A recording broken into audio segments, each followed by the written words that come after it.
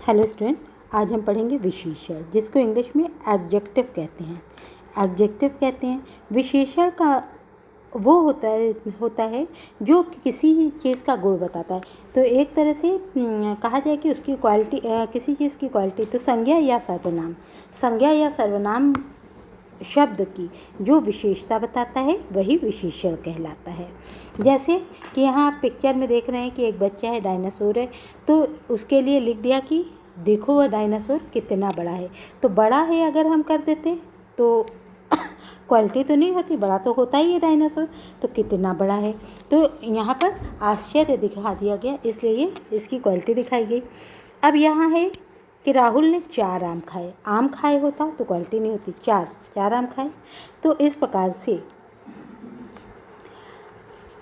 हाँ देखा जाए तो यही विशेषण होता है। और अगर कहा जाए कि किसी शब्द में संज्ञा या सर्वनाम की विशेषता बताने वाले शब्द विशेषण कहलाते हैं। या इस प्रकार से कह सकते हैं कि अगर मैं कहूँ कि परिभाषा दीजिए या विशेषण किसे कहते हैं, तो आप लिखेंगे संज्ञा और सर्वनाम शब्दों की विशेषता प्रकट करने वाले शब्द विशेषण कहलाते हैं। प्रकट करना लिखे चाहे बताना, तो प्रकट करने वाले शब्द या बताने वाले शब्द विशेषण कहलाते हैं। और जिन संज्ञा अथवा सर्वनाम शब्दों की विशेषता बताई जाती है वे विशेष्य कहलाते हैं। जिन सर्वनाम शब्दों की विशेषता बताई जाती है वो विशेष्य कहलाते हैं। तो जैसे कि डायनासोर, आम, मिठाई, ये सब क्या है, विशेष है। इसलिए कि डायनासोर कितना बड़ा, मिठाई 4, आम 4, या मिठाई मीठी या आम पक्का, ये इस प्रकार से ये विशेषण हुआ। अब है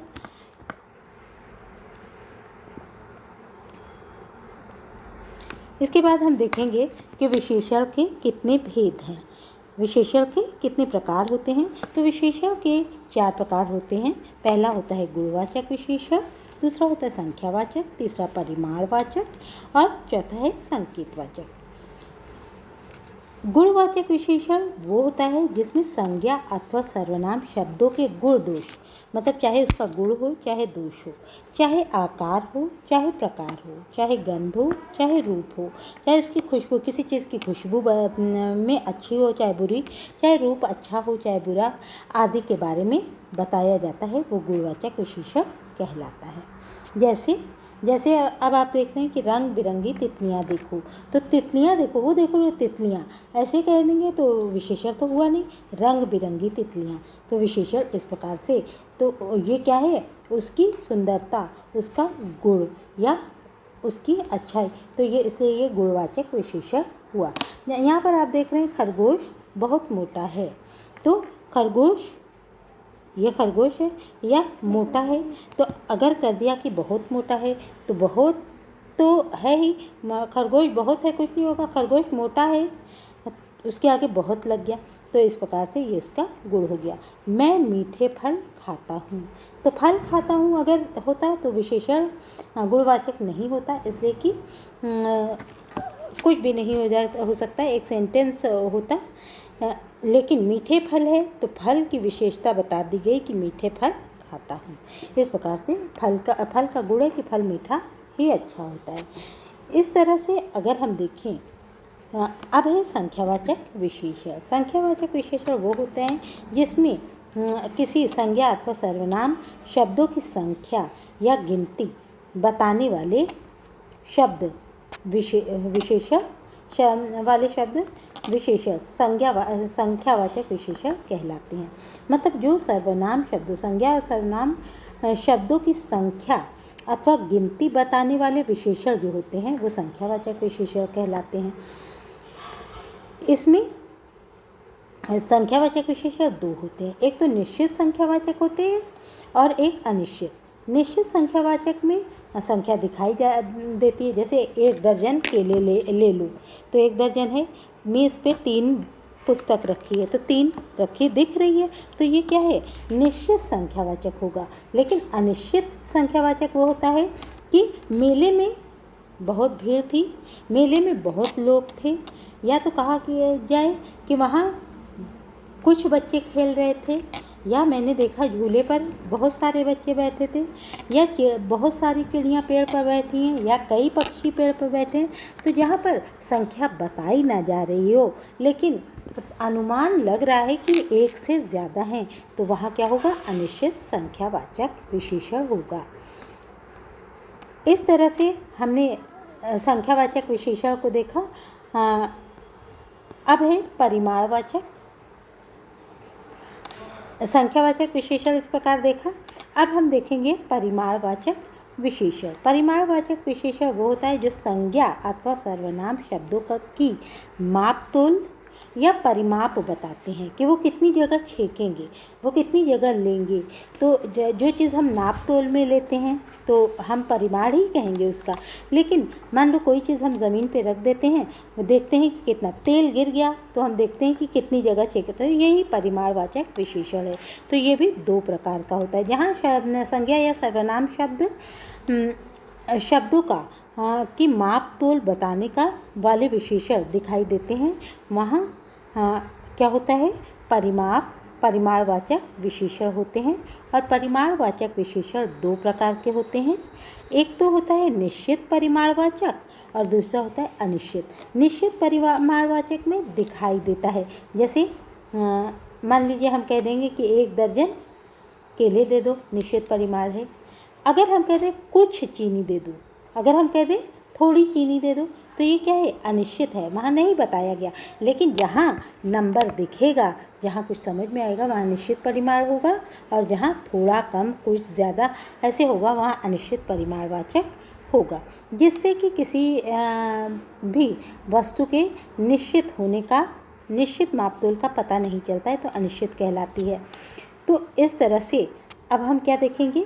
संकेतवाचक विशेषण। संकेतवाचक विशेषण वो होता है विशेषण के रूप में आकर वस्तु या व्यक्ति की ओर संकेत करने वाले विशेषण संकेतवाचक विशेषण कहलाते हैं।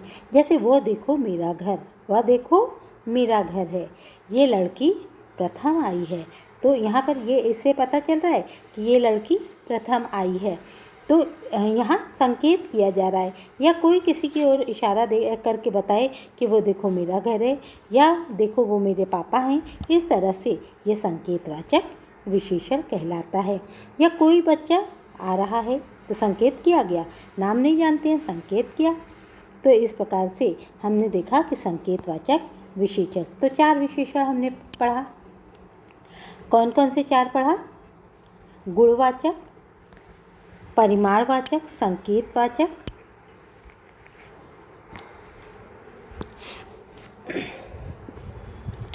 और संख्यावाचक। तो इस तरह से हमने पढ़ा। अब है विशेषण शब्द संज्ञा या सर्वनाम की विशेषता बताते हैं, और विशेषण की विशेषता बताने वाले प्रविशेषण कहलाते हैं। जो विशेषण की विशेषता बताता है उसे प्रविशेषण कहते हैं, और जिनकी विशेषता, किसी वाक्य में जिनकी विशेषता बताई जाती है वो विशेष्य कहलाते हैं। तो इस प्रकार से विशेषण के 4 भेद होते हैं: गुणवाचक, परिमाणवाचक, संख्यावाचक, संकेतवाचक। गुणवाचक गुण दोष का बोध होता है, और परिमाणवाचक में माप तोल का बोध होता है, संख्यावाचक में संख्या का बोध होता है, और संकेतवाचक में संकेत करने वाले सर्वनाम का बोध होता है। इस तरह से हमने चैप्टर पढ़ा। अब हम अभ्यास करेंगे। यहाँ पर है रेखा द्वारा विशेषण व विशेष्य का मिलान कीजिए। जैसे थोड़ा, थोड़ा दिया है दूध। अब है चतुर के साथ लोमड़ी हो जाएगा। हरी हरी तो क्या हो जाएगा? घास। अब है छायादार, वृक्ष हो जाएगा। इस तरह से आपको ये शब्द देख रहे हैं आप, और इधर के शब्द देख रहे हैं आप, तो इसमें आपको मिलान करना है। यहाँ पर ये देख रहे हैं आप, तो आप अपनी बुक से देख करके इसका मिलान करेंगे। अब यहाँ पर है विशेषण किसे कहते हैं, इसके भेद के नाम 2-2 उदाहरण के साथ। तो हमने बताया कि विशेषण किसे कहते हैं। संज्ञा या सर्वनाम की विशेषता बताने वाले शब्द विशेषण कहलाते हैं। इसके 4 भेद हैं, चारों के नाम आप बता देंगे, और 2-2 उदाहरण इसमें देना है, लेकिन इसमें जगह नहीं तो आप बस चारों के नाम दे के छोड़ देंगे।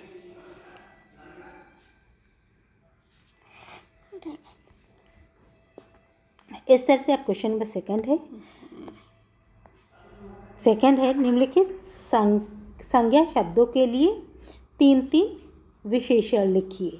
अब संज्ञा शब्द दिया है, संज्ञा शब्द के लिए आपको 3-3 विशेषण, लड़का, मैदान, घर, ये दिया हुआ है तो आपको लड़का, लड़का अच्छा, सुशील, सुंदर, कुछ भी आप लिख सकते हैं।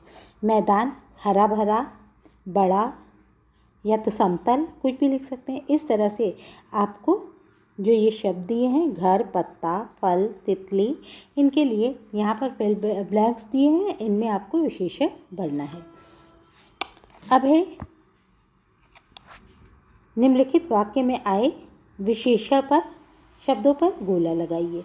विशेषण शब्द, सेंटेंस में से विशेषण आपको ढूंढना है। जैसे कक्षा में 40 छात्र हैं, अगर कक्षा में छात्र हैं होता तो विशेषण नहीं है, बस 40 छात्र हैं, ये संज्ञा सर्वनाम हो जाता।